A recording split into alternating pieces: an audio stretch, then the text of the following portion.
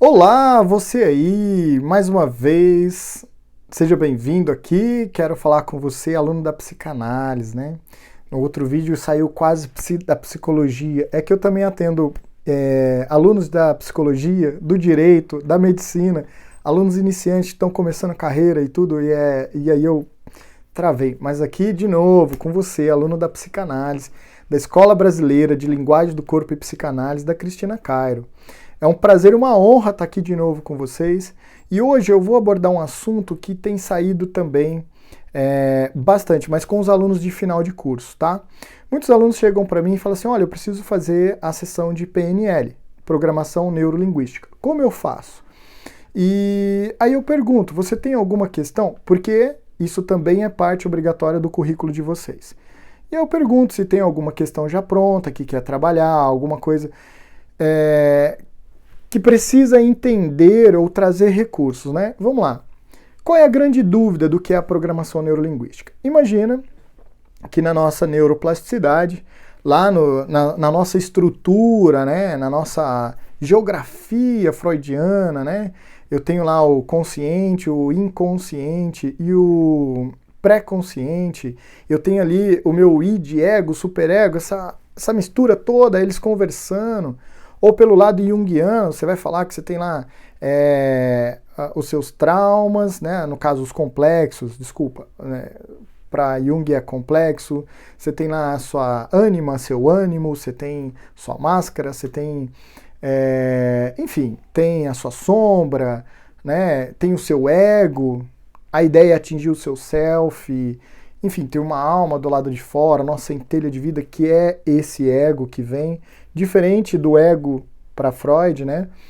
Mas nessa mistura onde todos eles se falam, é como se fossem programas de computadores mesmo funcionando. Imagina seu celular, o seu notebook, às vezes os televisores hoje, eles estão funcionando, mas em algum momento sai um recurso novo. E como a gente faz? A gente tem que baixar uma atualização, aplicá-la e fazer funcionar. Eu falo isso com conhecimento de causa, eu fui da área de tecnologia, eu fui cientista, minha primeira faculdade, quando eu comecei a fazer, foi engenharia mecatrônica, queria mexer com robôs, mais precisamente na cabeça dos robôs, e depois eu fui fazer ciência da computação, e como cientista da computação, eu fui entender programas.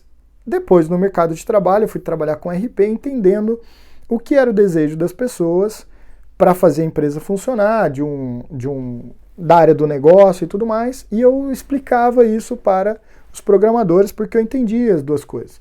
Então eu entendia a ideia de alto nível, qual era a dor da pessoa que chegava para o programador, eu transformava numa receita de bolo e falava, olha, eu preciso que tenha esse requisito, esse. Então, hoje, quando eu vejo... Hoje eu sou especialista em traumas, medos, fobias, crenças limitantes. Por quê? Eu consigo olhar essa parte do que é desejável, entender como o seu programa está funcionando lá dentro, na falta do recurso, e eu consigo ajudar você. Porque, veja bem, quando a gente fala de trabalhar na psique, é sempre da pessoa. O terapeuta, o psicólogo, o psicoterapeuta, o hipnólogo, seja lá qual terapia da psique a gente vai falar, ele não trabalha dentro do outro, não é como um neurocirurgião que vai fazer uma craniostomia, vai abrir aqui seu crânio, vai começar a mexer lá dentro e tal, não é físico assim.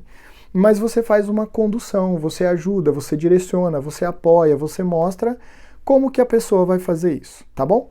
Então, nesse processo de conduzir, você entende o programa como ele está rodando, ou seja, vamos pensar freudianamente, o nosso mecanismo de defesa do nosso inconsciente, ele criou uma forma de defender a gente que naquela época foi adequado. Agora, não é muito adequado. Agora a gente poderia, já cresceu, tá adulto, poderia dar uma resposta melhor. Vou te dar um exemplo que eu tratei esses dias. Uma mulher chegou com muito medo de barata, mas muito quer dizer, você fala a palavra barata, ela entrava em choque. Então, primeiramente, não deu para falar com ela a palavra daquele inseto, né? Então eu falei naquilo que ela tinha medo e tal. Então, veja que ela estava sem recurso. A primeira coisa que eu fiz foi dessensibilizar isso para ela, né? Então, trabalhando com a programação neurolinguística, nas submodalidades dela, eu fui diminuindo, trabalhando aquela energia que ela desprendia ali para aquilo, né? Para aquele complexo, vamos dizer assim. E aí ela foi minando aquela imagem. A gente não tirou, mas ela começou a conseguir ver e olhar. E a partir dali eu criei um ambiente seguro de recursos para que ela pudesse passar como se fosse uma ponte por cima daquilo sem se machucar. A partir dali a gente conseguiu olhar mais para trás onde estava o trauma. Ela criancinha, mexendo, veio uma barata, ela não sei se pegou na mão ou não, porque a gente não conseguiu chegar nesse detalhe, mas estava ali no pezinho dela, perto do pé dela, e ela foi pegar, a mãe deu um grito. Imagina uma criança de 2 para 3 anos, sentada no chão, cabeça dela bate no joelho da mãe. Então a mãe tem o quê? Parece um prédio de 7, 8, 10, 12 andares. Imagina a altura da voz dessa mãe em pânico, gritando, não! A criança tremeu, não sabia o que era, mas já sabia que aquele bicho era um monstro. Na cabeça dessa criança, a barata era do tamanho do pé dela. Hoje, a pessoa tem um pé grande. A barata é quase uma ratazana na cabeça dela. Ela sabe olhando para a barata que não é, mas o inconsciente dela vê assim como uma ratazana e vem aquele barulho alto e ela tem aquele pânico e cada vez que ela vê, ela treme, ela sentia assim muito mal com isso. Então a gente tirou a sensibilidade dela, fez com que ela não lidasse mais com esse problema. A gente fez uma ponte, passou por cima disso, criamos um estado de recurso. Entendemos a história e aí ela viu que na verdade foi um medo da mãe, que ela era criança, que o pezinho dela era pequeno, mas agora ela cresceu, então ela é grande, a barata é do tamanho do dedão dela, não é mais do pé inteiro. Ela viu que a mãe falou por uma preocupação, talvez por nojo e tudo mais, e aí ela dessensibilizou, né? Aí entrou um conhecimento que eu tenho de baratas. As baratas não enxerguem, acreditem, vocês, eu sou assim, se falar do meu inimigo eu vou querer conhecer ele nos mínimos detalhes. O medo de barata para mim é uma coisa recorrente, as pessoas trazem muito isso. Então fui entender esse insetinho, que poxa, ele tá ali, tem a sua função na natureza, né? Mas primeira coisa, eles não enxergam, elas usam as antenas para se mexer. Então o ar vem e elas saem correndo para o outro lado. Uma melhor forma de você pegar uma barata é com um aspirador de pó. Você põe, ela vai correr para dentro achando que algo vem de trás dela, porque ela sente o vento vindo nas antenas. Ela fala, opa, tá vindo para cima de mim. Ela corre para dentro do aspirador de pó. Isso é uma forma, se você estiver muito em pânico, à distância você consegue pegar. Se você conseguir se mover com tamanha destreza que não faça grandes deslocamentos de ar, você consegue pegar até um chinelo. Eu não acho que isso seja legal com a baratinha, mas enfim, é uma forma. Você pode pegar um chinelinho e ir devagarzinho, assim, ó, bem lentamente, ela vai ficar confusa procurando o que está acontecendo. Você pode vir abaixando, você vai ver que você coloca em cima dela, ela não sai do lugar. Porque ela não vê a ameaça, ela não vê o movimento rápido do vento. Então a última coisa que a barata vai fazer é correr para cima de você. Se você vai para cima dela, ela vai fugir para outro lado.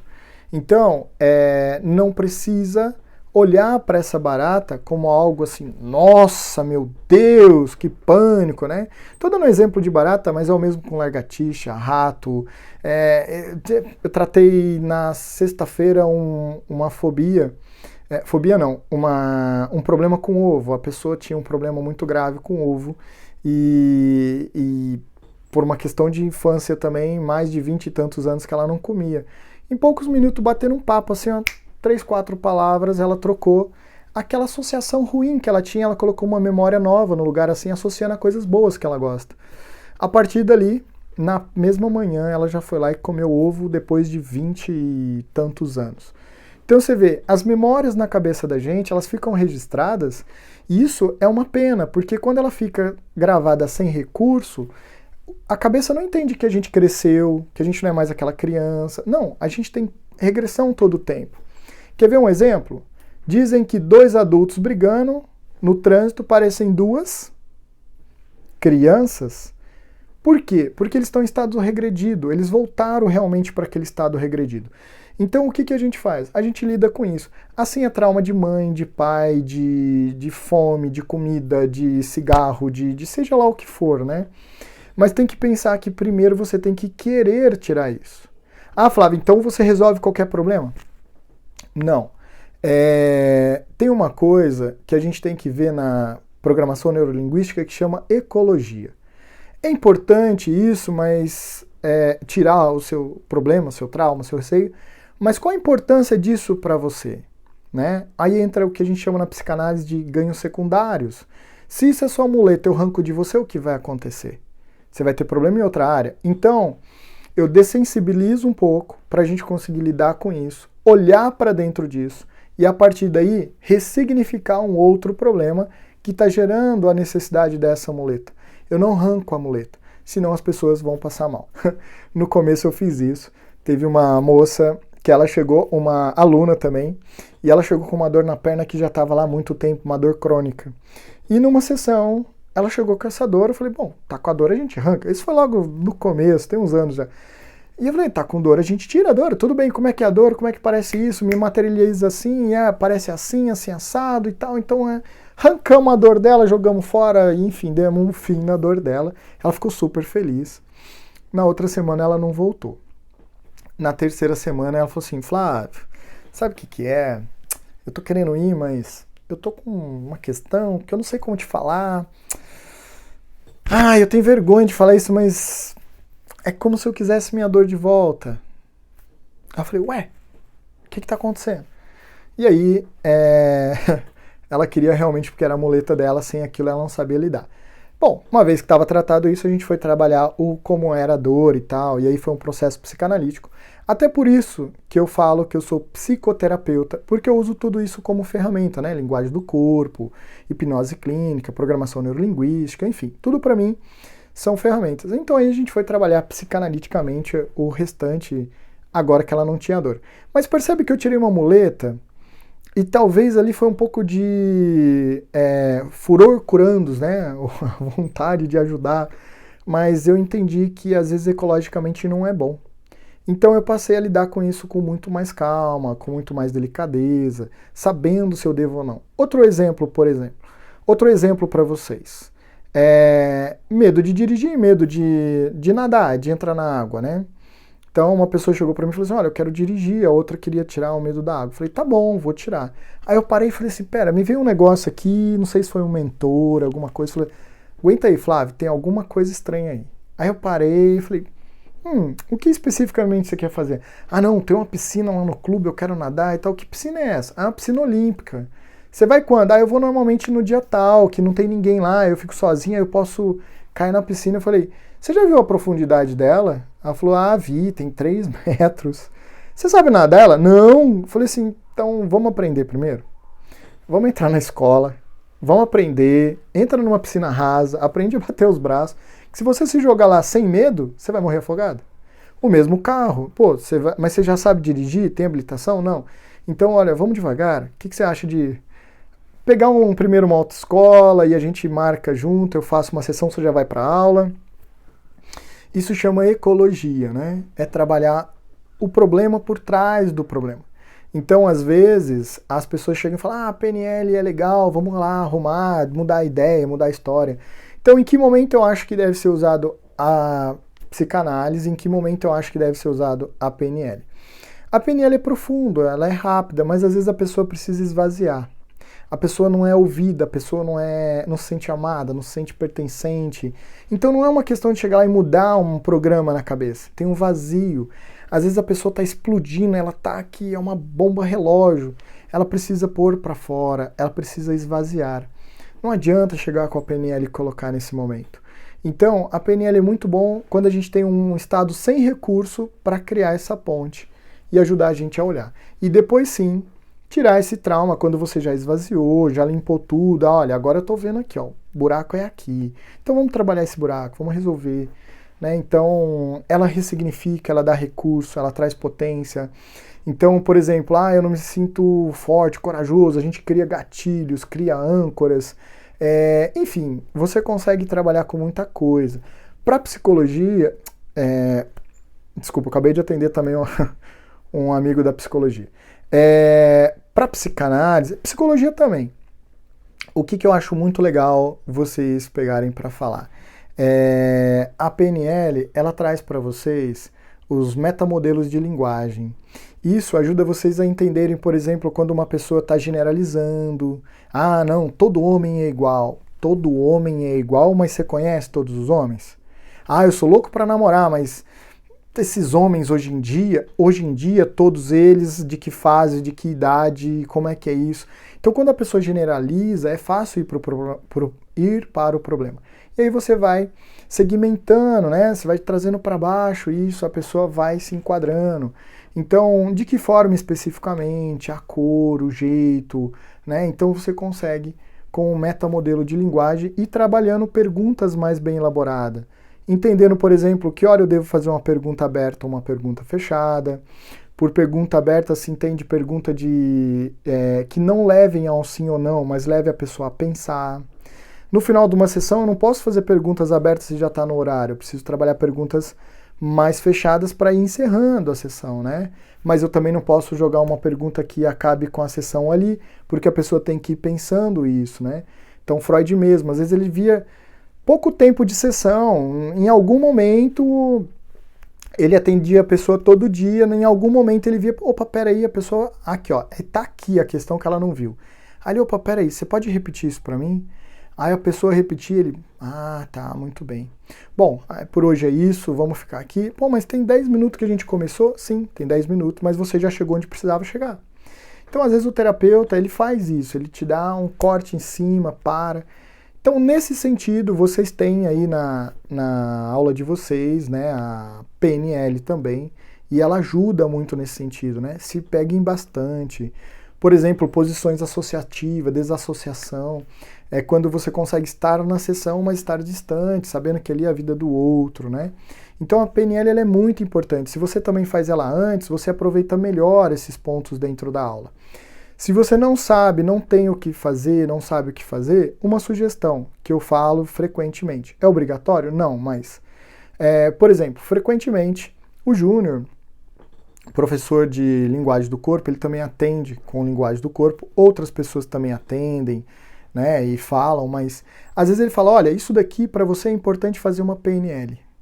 Então, passar por essa sessão obrigatória da linguagem do corpo antes, se você não sabe o que trabalhar, pode ser muito interessante, porque você maximiza o poder da sua sessão de PNL, você já chega com isso pronto, né? Você já chega com aquilo trabalhado dentro de você e fala, olha, era isso daqui, assim, assim, assado que eu quero trabalhar.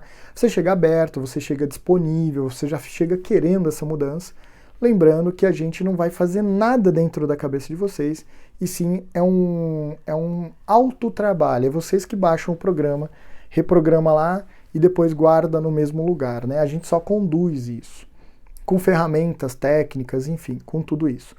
Então, para vocês a dica é essa. Façam o quanto antes puderem, absorvam o conteúdo da aula e confronte com isso. Depois, passando pela sessão, por exemplo, não sei o que trabalhar, passando pela sessão de linguagem do corpo. Às vezes os professores ou os terapeutas da linguagem do corpo já indicam, para isso é legal PNL. Olha, eu não sei lidar com finanças, eu não sei valorizar o meu trabalho, eu não sei isso ou aquilo, eu preciso passar a fazer isso ou aquilo. Então na PNL a gente muda essa programação, porque o resto você já está terapeutizando, né? Então, para a sessão de hoje, eu dei várias dicas aí de PNL, não só sobre a sessão, mas como você pode usar, aonde no seu curso é legal, quando fazer. Agora, se não fez nada, não tem ideia, vai chegar aqui para fazer e quer conhecer, às vezes leva um tempo para a gente ir perguntando, questionando, direcionando, para entender aonde especificamente a gente consegue entrar com a PNL para ser o mais produtivo possível para você. Então, passar por esses quadros primeiro são legais, porque senão você vai ter mais sessões de PNL e uma, duas, às vezes, só para poder chegar na causa raiz. Porque você tem crenças limitantes, você tem padrões guardados de família, você tem gatilhos ocultos. Então, por exemplo, uma vez a pessoa chegou para lidar com cigarro. Eu resolvi o problema do cigarro. Legal. Olha, Flávio, tem uma semana que eu não fumo. Mas, no final de semana, eu fui na casa da minha sogra e ela faz um cafezinho. A hora que eu senti aquele cheiro, não deu outra. Eu fui lá e fui tomar e acabei indo fumar. Porque era um gatilho oculto, a gente não tinha trabalhado, não sabia disso. Então tem arestas, são muitas coisas para trabalhar, né? Então a gente foi lá e criou um gatilho para isso também. Aí depois ele veio, que ele foi viajar e enfim, tava com a esposa e depois foi uma coisa muito incrível, passaram um momento muito legal ali dentro enfim, um momento íntimo, e ele saiu e foi fumar porque já era um hábito dele também. Falei, opa, outro gatilho oculto, temos que trabalhar isso. Então a gente tem objeções, tem um monte de questões. Não é simples às vezes chegar e falar, fui lá, reprogramei, tá certo. Se você acha o que provocou tudo isso, às vezes a gente faz uma viagem da linha do tempo e lá atrás a gente encontra um problema que gerou insegurança, mas lá atrás, você ressignifica lá atrás, tudo pra frente parece que foi ressignificado junto. Então, não é questão de achar o trauma número 0, T1 ou T0, como dizia Freud, né? Mas é a questão de achar o mais profundo possível perto da primeira vez que você teve aquela sensação.